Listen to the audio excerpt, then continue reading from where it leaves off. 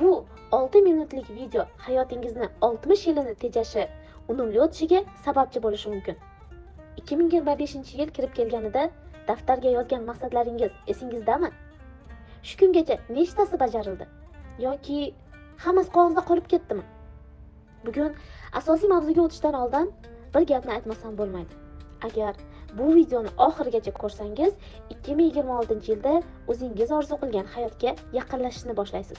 2025-yilda erisha olmaganlaringiz, afsuslaringiz, armonlaringiz inshaalloh bu yilda amalga oshish ehtimoli katta. Boshladik. Har kuni uyg'onasiz, ishga borasiz, oilangiz bilan birga bo'lasiz. Lekin ichingizda bir bo'shliq bor.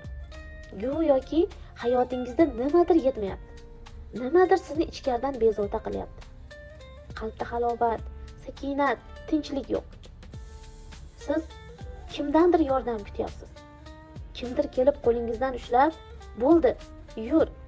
Seni orzu qilgan hayotga olib ketaman" deyishini istaysiz.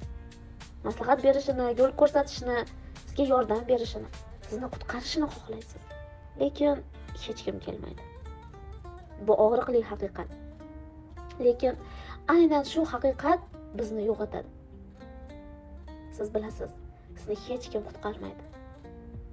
Atrofingizdagi birorta inson, siz ishongan, siz sevgi bergan, siz kutgan, yillar davomida mehr berganingiz, umringizni bag'ishlaganlaringiz sizni qutqara olmaydi.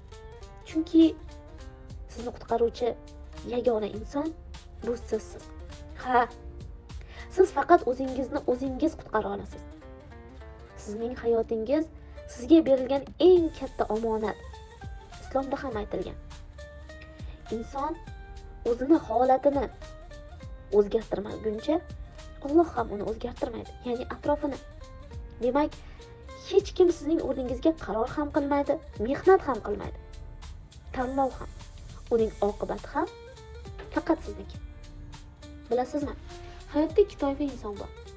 Birinchisi, o'z hayotida ishtirok etuvchilar. Ular uyg'onadi, o'zini tahlil qiladi, o'zini rivojlantiradi, ilm oladi, xatosidan uyalmaydi, o'zini boricha qabul qiladi. Xato qilsa qayta tura oladi. Ilm bilan davom etadi va hech qachon ilm olishdan to'xtamaydi.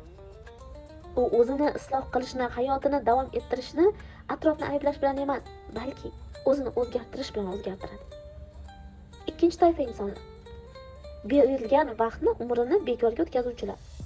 Ular kunlarini g'iybat, nolish, odamlarning hayoti bilan yashash, o'zlarini solishtirish, mayda tashvishlar, boshqalarning hayoti, boshqalarning hayot tarzi, ularni kuzatish, hayotlaridagi muammolarga aybdor qidirish bilan o'tkazadi. Yillar o'tadi, lekin ularning hayotida hech narsa o'zgarmaydi.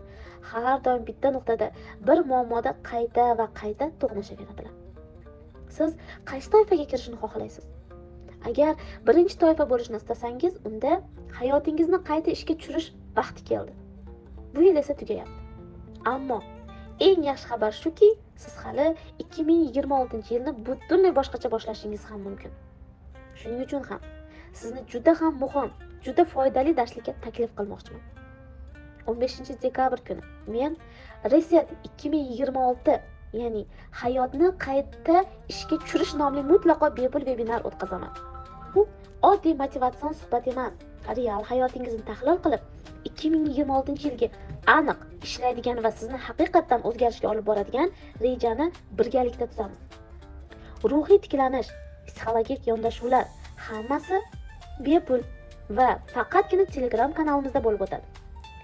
Agar o'zingizni yo'qotib qo'ygandek his qilsangiz, agar 2025-yil siz kutgan yilingiz bo'lmagan bo'lsa va hali ham orzularingiz, maqsadlaringiz bisyor bo'lsa, ularga erishishni xohlasangiz, lekin buni qanday qilishni bilmayotgan bo'lsangiz, agar tez kunda yangi yil, yangi umr, yangi hayot, yangi imkoniyat, lekin men o'zgarmadim. Oilam o'zgarmadi, qarashlarim, dunyoyim o'zgarmadi. Holatim, sog'lig'im, pul munosabatlar, oilaviy munosabatlar, ichki holatim, qalbim o'zgarmadi degan o'y sizni qiynayotgan bo'lsa, unda bu webinar aynan siz uchun. Hoziroq opsiyaniyadagi havola orqali Telegram kanaliga o'ting va bizga a'zo bo'ling. 2026-yilni boshqacha yashaymiz. Inshaalloh yangi hayot boshlaymiz. Birgalikda maqsadlarga yetamiz. 5000 dan ortiq shogirdlarim erishgan maqsadlariga siz ham erisha olasiz. Hoziroq bizga ulaning. Telegram tarmog'imizda 15 dekabr kuni sizni kutib qolaman.